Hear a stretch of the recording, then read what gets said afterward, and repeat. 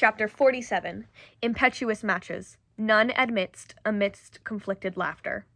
If Lansheng had declared something like the one who killed me was you, it still wouldn't have been as much of a bolt out of the blue. Shilian was practically knocked out by her thunderbolt. Me? Upon the throne, even Junwoo's hand seemed to have slipped from its usual spot supporting his temple. The heavenly officials were shocked into silence, and they immediately turned their head toward the emperor. However, Junwoo's hand had quickly righted itself, and he'd already resumed his usual somber pose with his head on his hand. The officials turned their heads back to Shilian. Was this it? The third banishment to manifest before the eyes of all?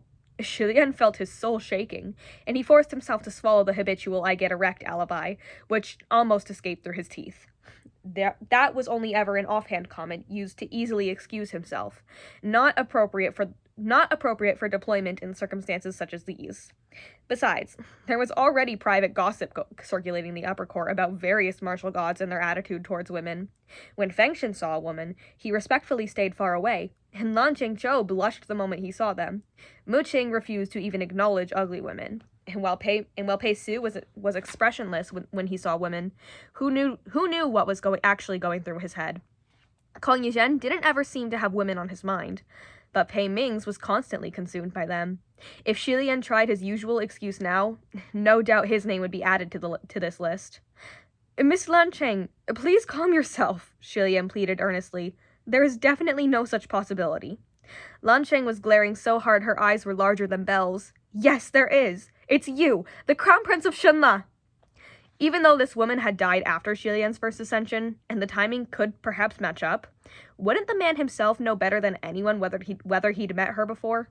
Amidst the circulating whispers, Shilian's expression and tone grew solemn. Miss, I may not be a saint, but I still know a faithful heart. If I did not love someone, I would never cross any such lines with them, he said sternly. If I did, I would never allow that person to suffer any speck of grief, even if I had to beg and collect scraps, or busk and perform on the streets to support my family. You are in the Palace of Divine Might. Do not speak falsehoods. Shi Qingxuan piped up as well. If it really was His Highness who committed such a deed, why would he bring this ghost Zhezhe to the heavens to confront everyone? And why has Miss Lansheng only now recognized him? Just think about it. It makes no sense. It was easy to see as much, but with such a spectacle to be had, who cared? The crowd maintained a reserved attitude, and an official even blindly hypothesized, perhaps His Highness lost his memory, so he doesn't remember the things he's done. Honestly, it's more believable that he's bold enough to think she wouldn't recognize him after 800 years. Shilian was speechless and cautioned the crowd. My lords, to prove something is impossible by fabricating something even more inconceivable is a dangerous path to walk. Fengshen looked like he wanted to say something, but also looked like he couldn't make up his mind. In the end, he remained silent. Junwoo cleared his throat. Shenla, how many golden belts did you once have in your possession? Shilian put his hand to his forehead. Too many. At least 10. Mu Qing answered flatly. Over 40, each with different embroidery and patterns. He only realized the comment was inappropriate after the words left his lips, and he quickly shut up. Instantly, some of those present remembered that Mu Qing had been Shilian's personal attendant and taken care of his daily needs, which was how he knew such details. Many of the officials couldn't help but think, counting golden belts alone, over 40, His Highness the Crown Prince really had once lived an extraordinarily luxurious life. Even Shilian himself felt rather embarrassed when thinking on it. Back then, he'd change into a different, extravagant ensemble every day, and his belts had changed every time to match whatever outfit he wore. Unlike now, where in an entire year he only wore 3 sets of clothing over and over again. Those sets all looked exactly the same, too. At a cursory glance, people likely thought him so poor that he only had 1 set of clothing at all. Junwoo asked Shilian, And where are they now? Do you remember? Shilian and Fengshen were both stumped. Shilian rubbed his forehead. Not really. We're discussing things from 800 years ago, after all. I've long forgotten where they've disappeared to. It wasn't because they had been tossed out. At the time, he and Fengshen often pawned things whenever their funds grew tight. Too many things had been sold off, and he really couldn't remember whether any belts had been left at the end. Fengshen didn't have the heart to discuss this subject in detail, but said nonetheless, the golden belts might not have been a gift. Perhaps it was picked up somewhere. Junwoo didn't seem to actually expect Shilian to remember either. Shenla, I remember that your cultivation method demands a body of purity, lest your spiritual powers be significantly damaged. Yes, Xilian confirmed. Wow, so I was right, Shi Qingxuan piped up again. Just looking at His Highness, I could tell he must have cultivated that kind of path. If that's the case, never mind knocking anyone up. I bet he's never even held anyone's hand. Xilian was about to say that's right, but his mind suddenly presented him with the memory of a pale, slender hand as cool as jade. It made a striking contrast against that bright red wedding veil, and a thin, red thread knotted about its third finger. The affirmation stuck in his throat, no longer able to roll out. Everyone in the hall stared at him intently. With one simple look, it was obvious his silence meant Shi Qingxuan's declaration was untrue. But never holding anyone's hand was too low of a standard. Even if hands had been held, it wasn't such a big deal. Shi Qingxuan immediately added, even if he's held hands, he must have never kissed anyone before. Again, Xilian wanted to say that's right, but this time, endless streams of crystalline air bubbles suddenly floated before his eyes. As the translucent beads dispersed through the water, he saw an exceptionally handsome face, eyes closed, a shapely forehead lined by a widow's peak. Beautiful to behold. This time, not only was he unable to squeeze out a single word, his entire face flushed bright red. Every heavenly official in the hall understood in an instant, and dry coughs sounded all around. Shi Qingxuan was starting to regret saying anything. He knocked his fan over his head once and secretly passed a message to Xilian through their private communication array. Sorry about that, Your Highness. I only wanted to convince everyone that you're really the aesthetic sort, but I hadn't realized you weren't. So you've indulged in such experiences. I really couldn't tell. That last statement shattered Xilian's will. He choked out with difficulty. Don't say any more. That was an accident. Junwoo pressed a fist against his lips, clearing his throat loudly. Very good. You have not violated your vows in these intervening years, correct? Xilian finally let out a breath of relief. That's right. Then this will be easy, Junwoo stated. I have a sword here, Yanzhan. It possesses a particular ability. Should the blood of a virgin flow upon it, it shall not be stained but become brighter as it is washed. Take a drop of your blood and let it fall upon the blade, and we shall see the truth. Although it had been common knowledge for years that Junwoo had a hobby of collecting rare and strange swords, the heavenly officials still thought to themselves, why does my lord have all these messed up swords? What's even the use in collecting them? Xilian himself was feeling more and more nonplussed by the situation, and only wanted to end it as soon as possible. Lingwen brought forth that sensual Yanzhan sword and immediately slid the blade across Xilian's hand. Countless eyes watched intently, and Shi Qingxuan clapped. Good! Case closed! Drops of blood slid past the blade, leaving not a trace behind, as expected. The proof was as solid as the mountains, and the crowd could only drop the subject. Ah, I see. And who could it be? Their tone was lackluster, dripping with disappointment. Lingwen turned to Lansheng politely. Miss, please tell us the honest identity of the heavenly official in question. The fetus spirit in your womb is restless, and your powers aren't strong enough to contain it. Only its blood-bound father can calm and discipline it. Before he could finish, Lansheng unexpectedly pointed at Lingwen and cried, You! That man is you! Lingwen was speechless. Lingwen had probably come directly from his temple to attend this sudden meeting, and was currently in the form of a man. He was baffled to suddenly be named the child's father. The heavenly official sputtered, and Pei Ming chortled. Noble Ji, did you even finish tending to your reports before you went and found a nice girl to knock up? This was probably what they called instant karma. Lingwen shook his head and gracefully declined Shiwudu's compassionate gesture of giving his good nephew a congratulatory red money pocket. And we have illustration.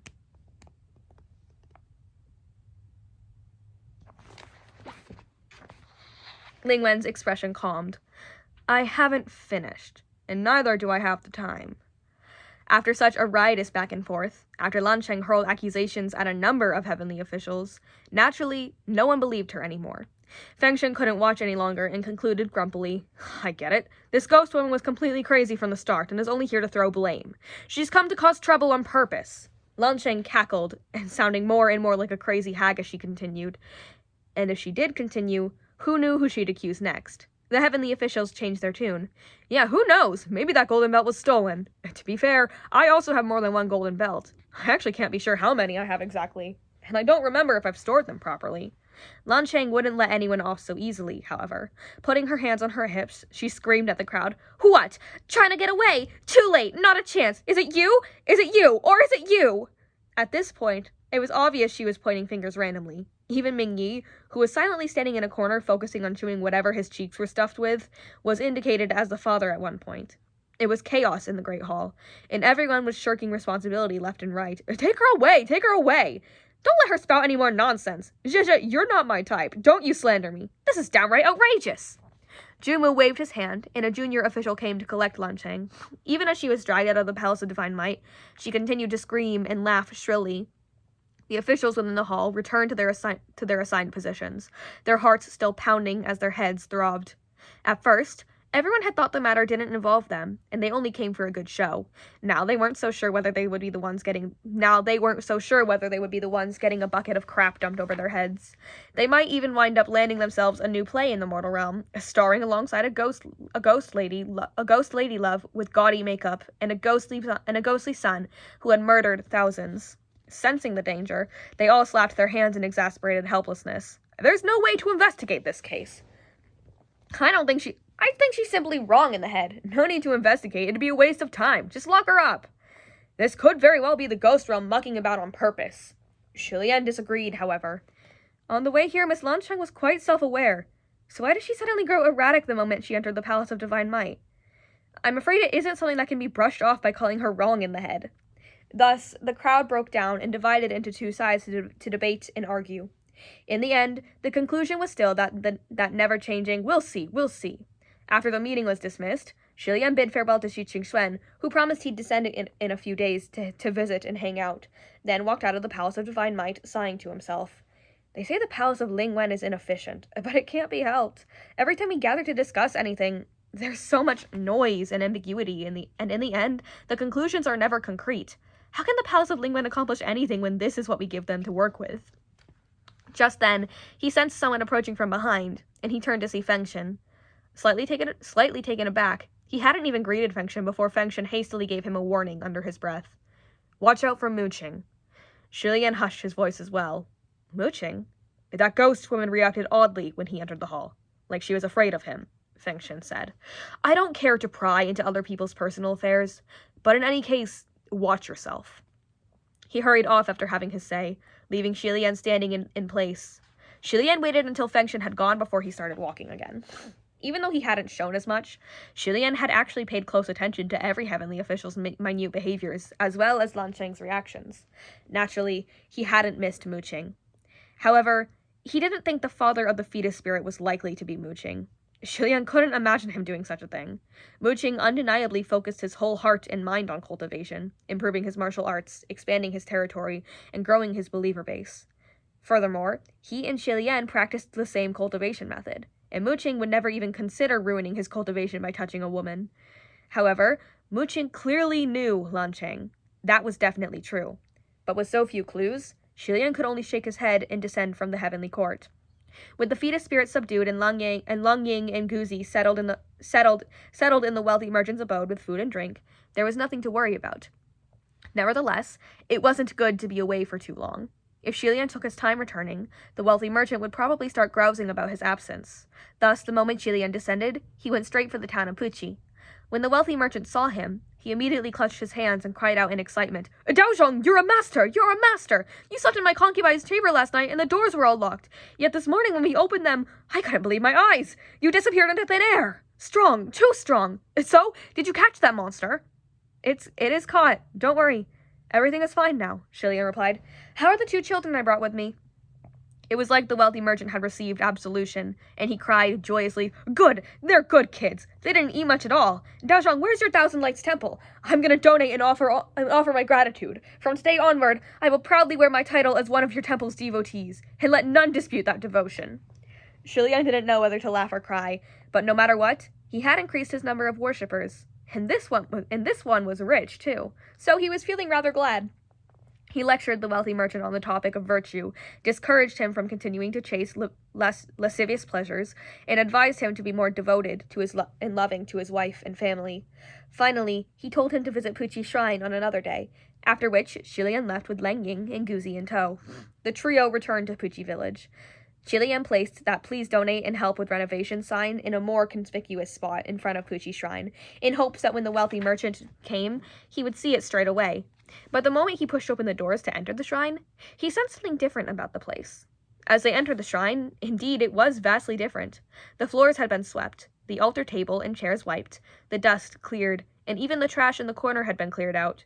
It was like the river snail girl had paid a visit. Everything was too clean. Even Chi-Rong was gone. With Chi-Rong's disappearance, it was like the entire place had become much more spacious and bright.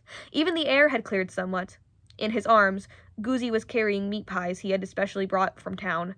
When he peeked in and didn't see anyone, he grew anxious. Dagaga, where's my dad? Shilian immediately turned. He hadn't even stepped out the door before he sensed the chilling glint of an oncoming assault. He instantly drew Fangshin to strike back. Clang! That chilling glint was struck high into the air, falling to the ground dozens of meters away. He had unsheathed Fangshin as fast as lightning, and sheathed it with equal speed. He let out a puff of breath, but was immediately puzzled. That's it. No more follow-up moves. He went to expect said chilling glint properly. After he struck, it had wound up crookedly planted in the earth. The curved silver arch seemed more and more familiar as he closed the distance between them. Shilian brought the two children over, and when he clearly saw the blade, he immediately knelt beside it. Isn't this Umming? He exclaimed. What's wrong? Asking a scimitar what's wrong was an extremely odd sight. A few farmers walking past gave Shilian odd looks and elbowed each other surreptitiously. Look at that man. He's talking to a blade. Yeah, I see it. Don't bother with him. Let's get out of here. But Shilian had to ask, because Umming's entire blade body was shaking violently. Even the silver-lined eye on the hilt. It shook harder by the minute, like it had contracted a deadly disease. Shilian reached out in spite of himself, worried. Did I hurt you just now? And that is chapter 47.